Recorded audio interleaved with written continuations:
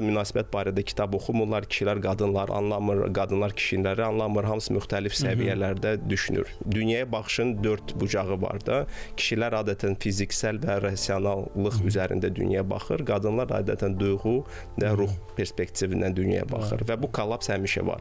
Kişilər qadınları anlamır, qadınlar kişiləri də çox da anlamır. Qadınlar düşünürlər ki, kişilər onları anlayır, amma kişilər dialoqu anlamır və bu kollaps gətirir, çıxarır münasibətdə. İnsanlar bunu araşdırmır, oxumur, kişilər qadınları anlamağa çalışmır, onların hormonal sikllarını falanını. Eyni şeydir qadınlar. Qadınlar həmişə gözləyirlər, kişi bunu anlayacaqdır və heç nə demirlər və kommunikasiya pozulur bu zaman. Deyək ki, onlar cavan ailədirlər, təzə qurulubdur, hardasa hələ ki sevgi var.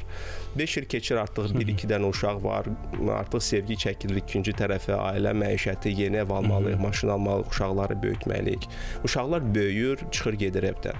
Və indi 40-45 yaşında kişi və arvad qalıbdı evdə, qadın birdən-birə anlayır ki, belə bir kök kişi oturubdu, televizora baxır, baxımsızdır. Mənə çoxdandır kompliment eləmir, gül almır, hədiyyə vermir. Və başlayır özünü stresə salmağa. Anlayır ki, mən tənhayam.